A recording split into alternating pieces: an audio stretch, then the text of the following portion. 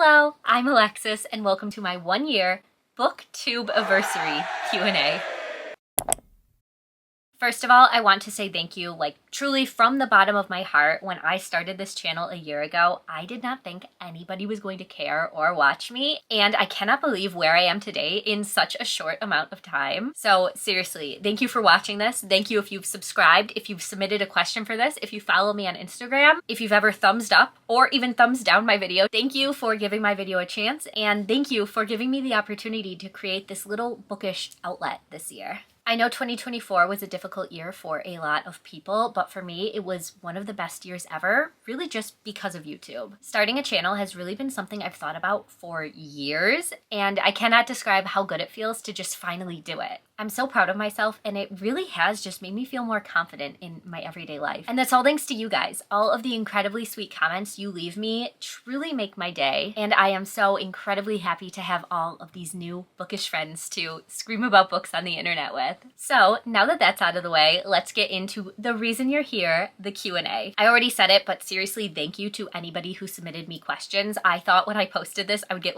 maybe one question. All of the questions I got can really be broken up into 3 categories, so that's how we're gonna do this video. The first category is going to be questions specifically about my YouTube channel. Second category is going to be bookish questions, and the third category is the miscellaneous other questions. So because we're here to celebrate my 1 year on YouTube, I thought we would start off with the questions about my channel. Okay, so question 1 I feel like is the perfect question for a video like this, and that is, what made you start a booktube? This is an easy answer, but a long answer. So if you want the short answer, it's all of the booktube creators that I've been watching for years inspired me to do this. And then the long answer goes much further back than that. When I first read the Twilight books, the obsession was so real, and honestly still is to this day. Those books were my first introduction to the book community online. I used to spend hours every single day looking up skits and spoofs on YouTube. And I still remember to this day, my very first booktube channel I ever found was Christine's Poland Banana Books, and it was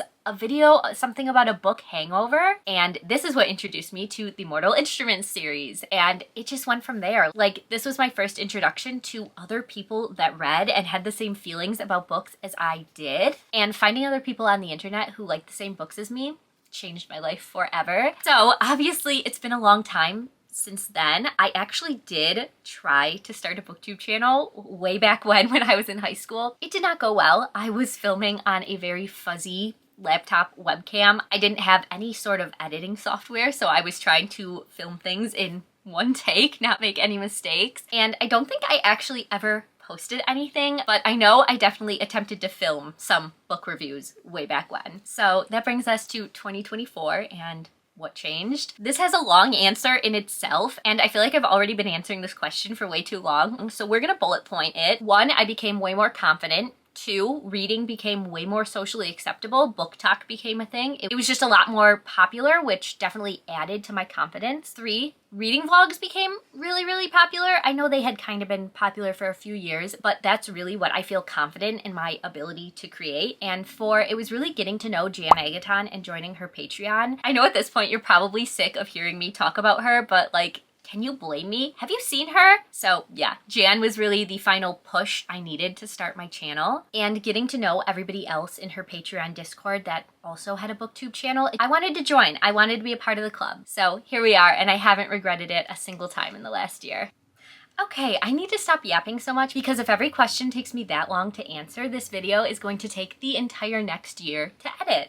So, on to question 2. If you could collaborate with anyone living or dead, who would it be and what concept would you want to do? First of all, what an intimidating question, because how do I pick? That is so much pressure. But I'm gonna cheat a little and give you 2 answers. One is in my wildest dreams, will never happen, could never happen. And the other one, actually never mind, it's about the same. It's never gonna happen. So, number 1 would of course be my idol, the love of my life, Taylor Swift. I don't even have any sort of idea what kind of collab I would want to do. Yeah, this is obviously just because I want to meet her. And the only thing I can kind of sort of come up with is I bet I could recommend her a book based on every single one of her songs. So yeah, that's the collab I would want to do with Taylor Swift. And then my more realistic but still super unrealistic booktube dream collab would have to be Gavin Reads It All. His videos and vlog ideas are truly just the most creative I have ever seen. I don't know how he comes up with these, and I would love to know what's going on in his head. Plus, he just seems like the sweetest person ever, and he's definitely been a huge inspiration for me in this last year. As for the collab I would want to do, I don't even care. Gavin could pick. I will do anything his mind comes up with, but if I had to pick one and I didn't live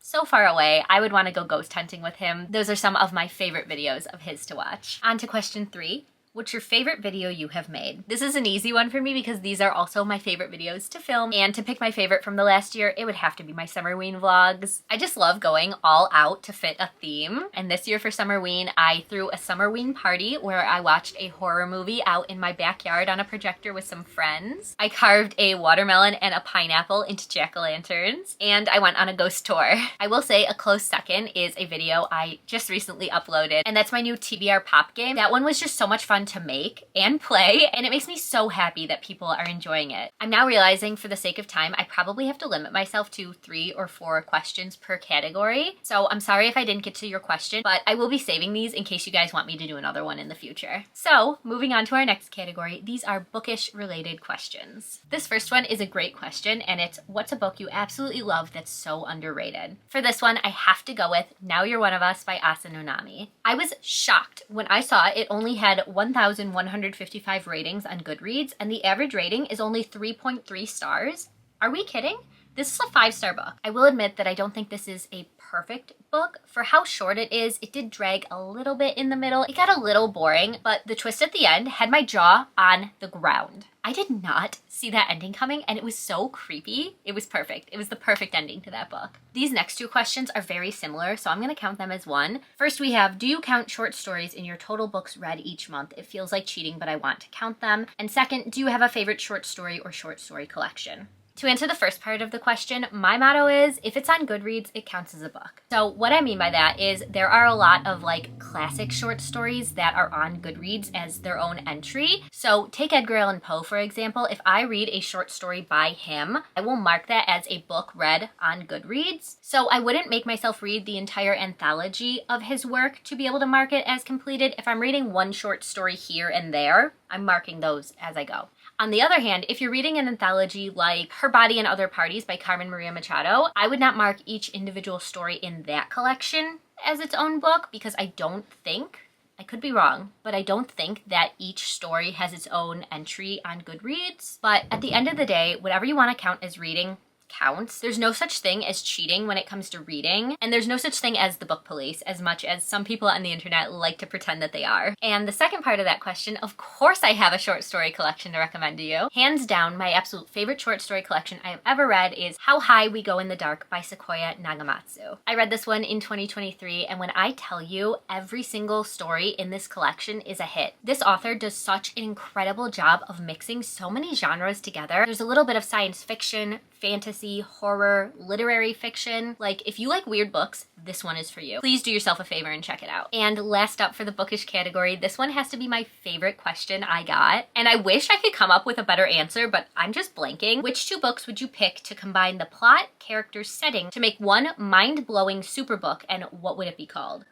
Like, are you kidding? What a creative question. That's definitely one that I want to hear everybody's answer to, so please leave your answer in the comments below. So yeah, like I said, I wish I could come up with something more creative, but every time I thought about this question, my mind just kept going back to 2 of my favorite series. Those, of course, are going to be The Raven Cycle and The Six of Crows duology.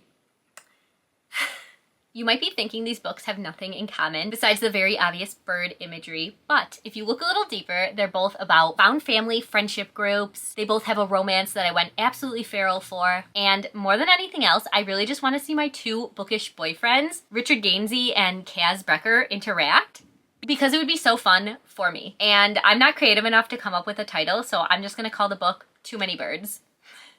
And now moving on to the miscellaneous life category that didn't fit into the other 2. First up, this question is from a fellow Swiftie, and it is, what is your favorite Taylor Swift era/album? So you know this is an impossible question. How dare you? It took me so long to decide because it truly feels like picking one of your children, but I actually have 2 answers for this. Well, kind of 3, but Whatever. So my favorite eras would have to be Speak Now or Red, and that's really just for nostalgic reasons. I have been a Swiftie since literally day one, since Taylor Swift's debut album, but like Speak Now and Red were the albums in the height of my obsession. I remember staying up until midnight to listen to the Speak Now release. Speak Now was the first concert of hers I went to, and then the Red era, oh my god, I was so obsessed with Ed Sheeran at the time. My senior quote in my high school yearbook was from Ed Sheeran. I went to the Red tour on my 18th birthday. I had the lyrics permanent marker written up and down my arms, and then when the music video for I Knew You Were Trouble came out, like I did the pink streaks in my hair like she did. Like